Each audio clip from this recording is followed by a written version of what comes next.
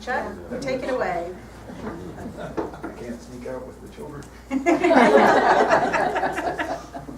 Good morning. Morning. I'm going to start this morning with the first of several readings from Thich Nhat Hanh's book, Peace is Every Step. Every morning when we wake up, we have 24 brand new hours to live. What a precious gift. We have the capacity to live in a way that these 24 hours will bring peace, joy, and happiness to ourselves and others. Peace is present right here and now in ourselves and in everything we do or see. The question is whether or not we are in touch with it. We don't have to travel far away to enjoy the blue sky. We don't have to leave our city or even our neighborhood to enjoy the eyes of a beautiful child. Even the air we breathe can be a source of joy. We can smile, breathe, walk, and eat our meals in a way that allows us to be in touch with the abundance of happiness that is available. We are very good at preparing to live, but not very good at living. We know how to sacrifice 10 years for a diploma, and we are willing to work very hard to get a job, a car, a house, and so on. But we have difficulty remembering that we are alive in the present moment, the only moment there is for us to be alive. Every breath we take, every step we make can be filled with peace, joy, and serenity. We need only to be awake, alive in the present moment. I'm going to speak today about the teachings of Vietnamese Buddhist monk Thich Nhat Hanh and the impact that they've had on my life. I don't think I can convey that adequately without a little bit of personal background. As most of you know, I've been through a lot in the last few years. My late wife, Kathy, struggled through years of gradually declining health and spent her last several years confined to a nursing home. Fortunately, one close to home, so I was able to visit her on a daily basis. Except when I was working or sleeping, I devoted myself to her care and comfort. It was a labor of love, to be sure, but it was definitely a labor and very stressful. I am by nature prone to depression, and it would have been easy to let the stress overwhelm me, to give in to despair and sink into a deep funk. Wherever that path led, it would of course have done no good for either myself or Kathy. I realize that there are others with harder roads to travel than mine was. For example, Kathy herself, as I kept reminding myself whenever I started to give in to self-pity. I bring all this up not to seek sympathy, but just to point out that it was a very stressful time in my life. Sometime a few years back, I stumbled across Thich Nhat Hanh's writings. I believe it was first through someone quoting him in a talk here, which intrigued me enough to look deeper. And through his teachings, I found the strength and comfort I needed to get through. I have found his teachings absolutely transformative in my life, despite the fact that I have applied them rather haphazardly and without any formal guidance. A little Zen goes a long way. What I learned didn't eliminate the stress in my life, but it gave me the perspective I needed to keep the stress to a manageable level, to enable me to do what I needed to do without giving in to despair or hopelessness. And it enabled me to make the most of the time I had with Kathy by truly being there for her when I was there with her, instead of being preoccupied with anxieties or worrying about all the things I needed to be doing. When Kathy passed away just over 2 years ago, Thich Nhat Hanh's teachings gave me the tools I needed to process my grief, to let it take its course without trying to repress it, but without wallowing in it or letting it consume me. To give all those feelings, regrets, self-recriminations and such room and time, knowing they weren't rational, but knowing they were human and natural, and that in time they would pass. I recognized that in some sense I'd been grieving for a long time as Kathy's health deteriorated. As anyone who's been a long-term caregiver knows, grief can be accompanied by a sense of relief that a burden has been lifted from your shoulders, and you can't help but feel guilty for having such thoughts. So you have the grief and all that entails, the relief and the guilt over daring to feel relief, all swirling around together. along with a sudden uncertainty about the future because you've been focusing on the day-to-day and never really thought about what comes next. But by processing those emotions one by one, day by day, as they arise, by being gentle with yourself through the process, it's amazing how quickly and effectively you can heal. At least I was amazed. In the 2 years since Kathy's passing, nearly everything in my life has changed. I fell in love again, retired from a 35-year career, sold my house in Tullahoma and moved to Sewanee with Annie. Wonderful changes, certainly, but even good change is stressful. A little Zen has gone a long way in helping me fully appreciate the good things in life, as well as in helping me get through the difficult times. It helps me go with the flow of the positive changes in my life and fully enjoy them. It's helped me learn to trust my instincts, to follow my heart, to know my heart, and to choose my path with confidence, even when it requires a leap of faith. Somehow, to my surprise and delight, I have achieved a peace with myself, serenity I think is a good word for it, that I never had before. I won't pretend that's entirely due to Buddhist influence. Maybe some of it's just maturity and a perspective that comes with age. In other words, I'm a little older and wiser. But through the ups and downs of the last few years, a little Buddhist outlook and just a touch of Zen practice brought me more comfort and more strength, frankly, than anything from my Christian background. I don't call myself a Buddhist, perhaps I'll get to that point, but I don't intend to commit myself to any one source of truth. Buddhism is just one of many influences in my life. In short, I'm a UU with Buddhist leanings. Like many UUs, I came out of a Christian background. From that perspective, much of Eastern religious philosophy may seem counterintuitive. And I'll warn you, some of my take on Buddhism would probably seem counterintuitive to anyone from a Buddhist background. The reason I emphasize Zen in particular is that it seems to me to be the simplest and purest form of Buddhism. Buddhists, like everybody else, don't seem to be able to leave well enough alone, and over time have to make simple things complicated. So other schools of Buddhism have, over the centuries, gotten bogged down with more and more arcane ritual and Byzantine theology, and seem to me to have gotten away from the basics. Zen to me seems to be as much philosophy or practice as it is religion. I don't think Zen is particularly exclusive. That is, I think adherents of other religions could adopt Zen practices without violating their own beliefs. I've read other Buddhist writers, but Thich Nhat Hanh particularly resonates with me because his style is so simple and direct, and he makes Zen Buddhist teachings and practice easily accessible. Just a very brief summary of a biography here. Thich Nhat Hanh was born in Vietnam in 1926 and was ordained a Buddhist monk in 1942. During the Vietnam War, he not only worked to try to end the war, but also introduced what he called engaged Buddhism. That is, recognizing that compassion didn't mean much without action, he brought the monks out of the monasteries to work to alleviate the suffering of the Vietnamese people. By refusing to take sides, he of course wasn't welcomed by either side. After the war, he was not allowed to return to Vietnam, an exile that continued until 2005. In the meantime, he established a Buddhist retreat center in France called Plum Village, where he still lives and works, despite the fact that he's getting on in years.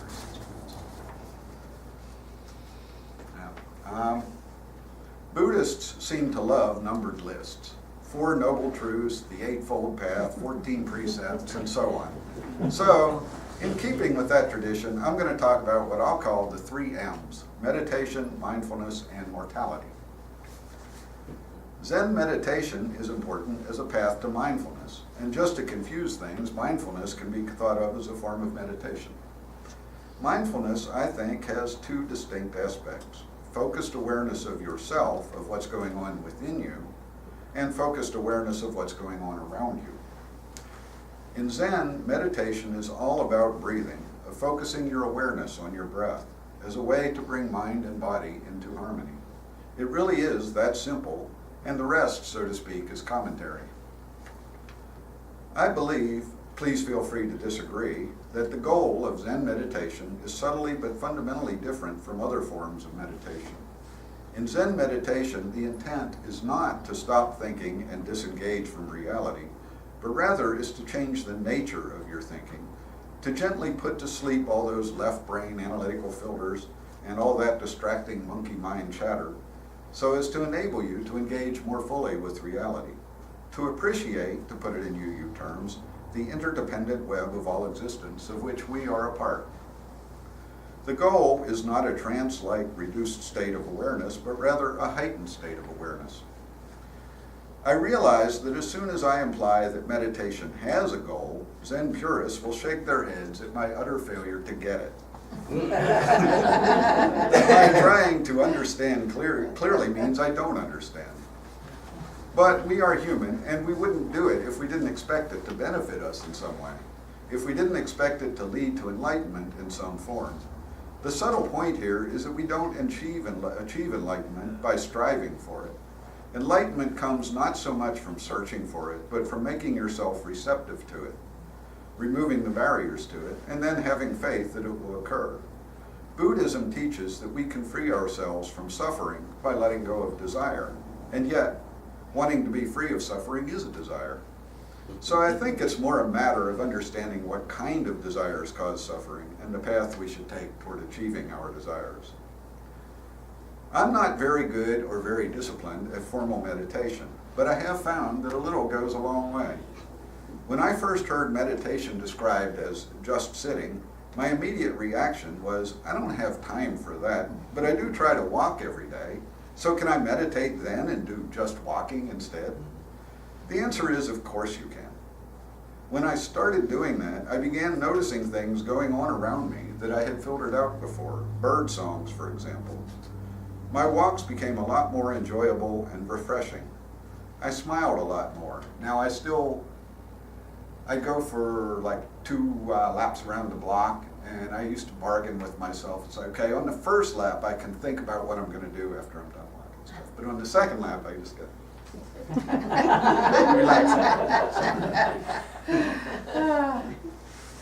I do sitting meditation from time to time. I'm not real disciplined about it. It's not strictly necessary to use a cushion or to sit a certain way unless you're going to sit for long periods. As long as you're in a comfortable position that works for you, it works just fine. I've tried meditating while lying in bed, but I usually fall asleep. Not that that's a bad way to go to sleep. Sometimes when I'm sitting, I get interrupted by a cat jumping in my lap, which is an occupational hazard when you have 8 cats. But when that happens, I have to smile because I'm reminded of Van Kenyon once telling me that the purest form of meditation is stroking a cat. So the cats are actually helping me. As long as you keep coming back to your breathing, there really is no doing it wrong. If you sit down to meditate, each time you find your thoughts wandering, don't beat yourself up for not doing it right. Simply guide yourself back to awareness of your breathing. Just focus on your breath for a few seconds. If you have to keep doing that over and over, then keep doing it over and over. No worries. Some days I'm so preoccupied with something that in 15 minutes of sitting there, I may only be in a meditative state for 1 of those minutes. Even then, the time is not wasted. I perhaps gain some insight into whatever is bothering me and start to work on processing it. It's all good. Mindful meditation provides a way of looking at yourself and recognizing and dealing with unpleasant or negative emotions. It's not healthy to wallow in the emotion or to give in to despair, but it's also not healthy to deny or repress it. You ever feel guilty for feeling guilty because you didn't think you should feel guilty? I've done that. That's a downward spiral. It's important to remember that your emotions are you, that they are real feelings, even if they're not particularly rational. At the same time, the very act of mindfully examining an emotion tells you that while the emotion is real and is part of you, it is not all of you.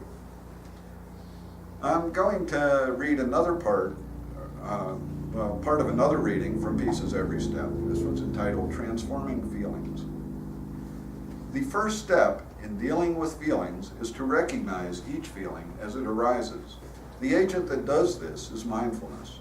In the case of fear, for example, you bring out your mindfulness, look at your fear, and recognize it as fear. You know that fear springs from yourself and that mindfulness also springs from yourself. They are both in you, not fighting, but one taking care of the other. The second step is to become one with the feeling. It is best not to say, "Go away, fear, I don't like you, you are not me." It is much more effective to say, "Hello, fear, how are you today?" Then you can invite the two aspects of yourself, mindfulness and fear, to shake hands as friends and become one. Doing this may seem frightening, but because you know that you are more than just your fear, you need not be afraid. As long as mindfulness is there, it can chaperone your fear. The fundamental practice is to nourish your mindfulness with conscious breathing, to keep it there, alive and strong. Although your mindfulness may not be very powerful in the beginning, if you nourish it, it will become stronger. As long as mindfulness is present, you will not drown in your fear. In fact, you begin transforming it the very moment you give birth to awareness in yourself. He goes on with 3 further steps, but in the interest of time, I'm not going to read the whole thing. The other aspect of mindfulness, awareness of what's going on around us, can be characterized as living in the present moment. That doesn't mean living for the moment with no thought for the consequences of your actions. It simply means focusing on what you are doing right now, neither brooding over the past nor obsessing about the future. It means not trying to do 7 things at once without doing any of them well. It doesn't mean having no consideration of the past or the future. If you're planning for the future, do so mindfully. If you're reminiscing about the past, do so mindfully. If you're with friends or loved ones, be completely there with them. I used to go through whole days when whatever I was doing, my mind was on what I had to do next, or on the next 20 things I had to do. Still do that sometimes. I'm not perfect. It's a little zombie-like. The whole day goes by, and you're never really there. We all think of some parts of our lives as undesirable or distasteful things that we have to do to get to the good parts, and our attention is focused on the good stuff to come while we go through the present on autopilot. I think that's unfortunate. Like Thoreau wrote in Walden, "I wish to live deep and suck out all the marrow of life." The reward for living mindfully is immediate, not some nebulous promise of future salvation. It's being fully alive in the here and now. The penalty for not doing so is simply not getting as much out of life as you could be. I ran across an excellent article on the Psychology Today website entitled 7 Myths About Mindfulness by Tony Bernhardt. I'm not going to recap it here, but I brought it up because you might be interested. I sent a link out by email. So that's what that's about. If you're interested in mindfulness at all, I recommend reading that article. One thing I got out of it was if you are new to mindful meditation and you start to do that, if you have a lot of issues buried, you can bring up a lot of stuff, and you got to be careful about that. You find you have a lot of knots, as Thich Nhat Hanh would call it, inside yourself. Anyway, that covers what I want to say about the first 2 M's. I saved mortality for last. UU theologian Forrest Church defined religion as our human response to the dual reality of being alive and having to die. And Buddhism is no exception. Much of Buddhist perspective on the subject is centered on understanding and accepting the transient nature of existence. Thanks to my Christian background, that's something I wrestled with for a long time, but I'm coming to appreciate. Life, after all, is change. A central concept in Thich Nhat Hanh's teaching is what he calls interbeing, the realization that everything is connected to everything else, that nothing exists independently. You can see everything in the universe in one tangerine, he writes, which is not much different than Carl Sagan's observation that if you want to make an apple pie from scratch, you must first create the universe.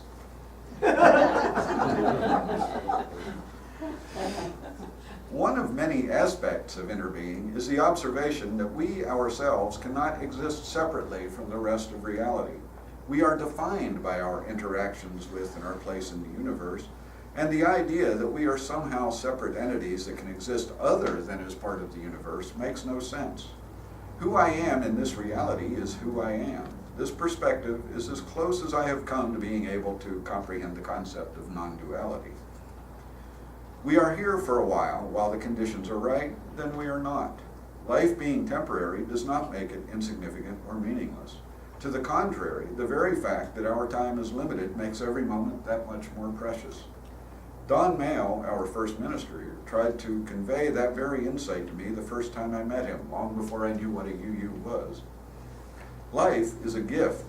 Perhaps our consciousness will manifest again in another form or another reality. Perhaps not. I've grown rather agnostic on that subject.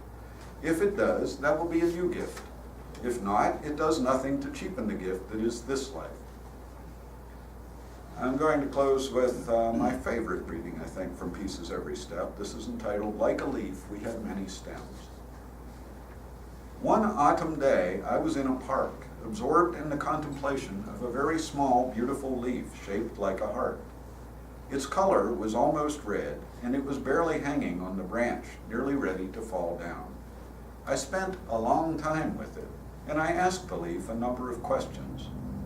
I found out that the leaf had been a mother to the tree. The sap that the roots take up is only water and minerals, not sufficient to nourish the tree. So the tree distributes that sap to the leaves, and the leaves transform the rough sap into elaborated sap, and with the help of the sun and gas, send it back to the tree for nourishment. Therefore, the leaves are also the mother to the tree.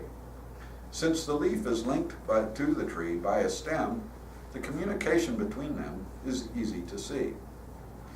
We do not have a stem linking us to our mother anymore, but when we were in her womb, we had a very long stem, an umbilical cord. The oxygen and the nourishment we needed came to us through that stem. But on the day we were born, it was cut off, and we received the illusion that we became independent. That is not true. We continued to rely on our mother for a very long time, and we have many other mothers as well. The earth is our mother. We have a great many stems linking us to our Mother Earth. There are stems linking us to the clouds. If there are no clouds, there will be no water for us to drink. We are made of at least 70% water, and the stem between the cloud and us is really there. This is also the case with the river, the forest, the logger, and the farmer. There are hundreds of thousands of stems linking us to everything in the cosmos, supporting us and making it possible for us to be. Do you see the link between you and me? If you are not there, I am not here. This is certain. If you do not see it yet, please look more deeply, and I am sure you will. I asked the leaf whether it was frightened because it was autumn and the other leaves were falling. The leaf told me, no, during the whole spring and summer, I was completely alive. I worked hard to help nourish the tree, and now much of me is in the tree. I am not limited by this form. I am also the whole tree, and when I go back to the soil, I will continue to nourish the tree. So I don't worry at all. As I leave this branch and float to the ground, I will wave to the tree and tell her I will see you again very soon. That day there was a wind blowing, and after a while I saw the leaf leave the branch and float down to the soil, dancing joyfully, because as it floated, it saw itself already there in the tree. It was so happy. I bowed my head, knowing that I have a lot to learn from that leaf. Thank you.